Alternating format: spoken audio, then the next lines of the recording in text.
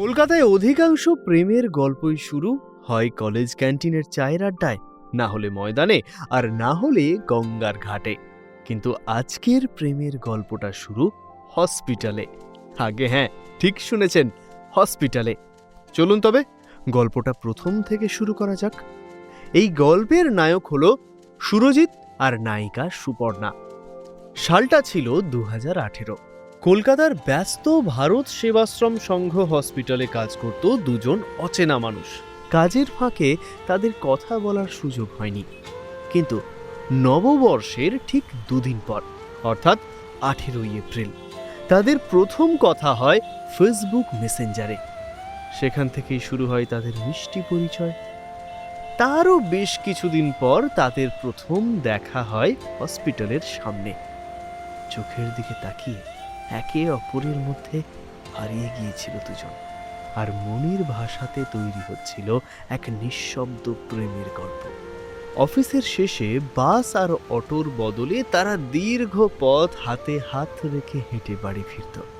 আসলে এই হাঁটাটা ছিল অজুহাত, উদ্দেশ্য একটু বেশি সময় পরস্পরের পাশে থাকা।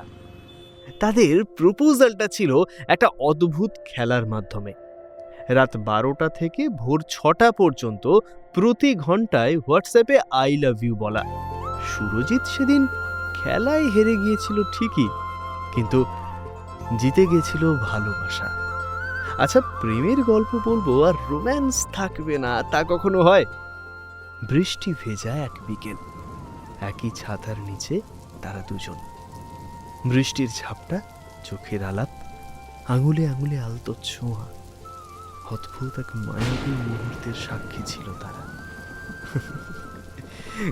গোটা কলকাতা জুড়ে সেই ঐতিহ্যবাহী হলুদ ট্যাক্সিতে ঘোরা, হাতের ওপর হাত, আর জানালার বাইরে কলকাতার দৃশ্য। এভাবেই তাদের প্রেমের মধুর দিনগুলি কাটতে থাকে। তাদের প্রেমে ছিল না কোনো দামি উপহার। একসঙ্গে ফুচকা, চায়ের কাপে চুমুক আর ট্রাম লাইনে হেঁটে চলা, এটাই ছিল তাদের সব থেকে বড় উপহার। তারা শহরের কোলাহল ও ব্যস্ততা এড়িয়ে নদীর ধারে নির্জনে বসে চোখে চোখ রেখে কোনো কথা না বলে ঘন্টার পর ঘন্টা কাটিয়ে দিতে পারত। এরপর এলো তাদের প্রথম দুর্গাপুজো।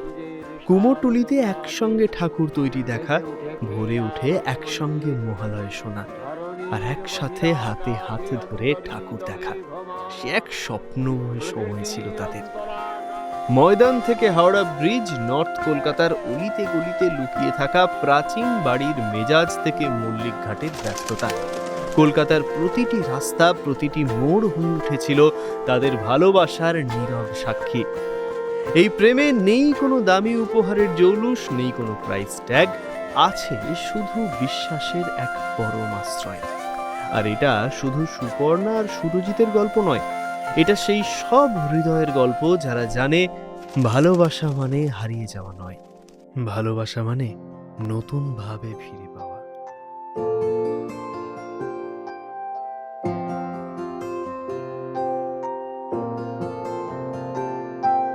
যদি বলি আমার প্রতিটা রাত তোমার কোলে চাই, বলো ঠোঁটের ছোঁয়ায় আদর মাখাবে গালে।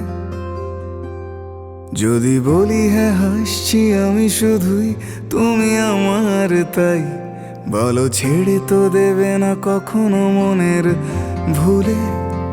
গোধূলি আকাশ মুছে দিল সাজ অযথা দূরে, তবু তুমি আজ অভিমানী ভুল ধরবে আঙুল, মন করে বায়না।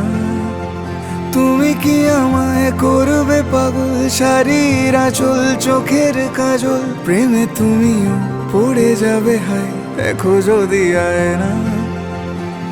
বাঁচি এই বিশ্বাসে, শেষ নিঃশ্বাসে তোমাকেই পাশে চাই, তুমি না থাকলে আমি শূন্য এ মহাদেশে। যদি ঘুমিয়েও পড়ে শেষ ঘুমে আমি, তবু তোমাকে চাই, তুমি স্বপ্নে স্বরূপ কথার ওই দেশে।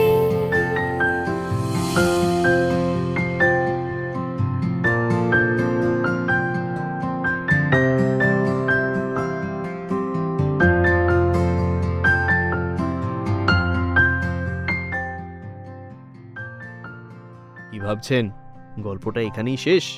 একদম না, আসল গল্প তো শুরু হতে চলেছে। ক্যালেন্ডারের পাতায় দাগ দিয়ে রাখুন 6 ফেব্রুয়ারি 2026। সুরজিৎ ও সুপর্ণা তাদের জীবনের সেকেন্ড ইনিংস খেলতে চলেছে।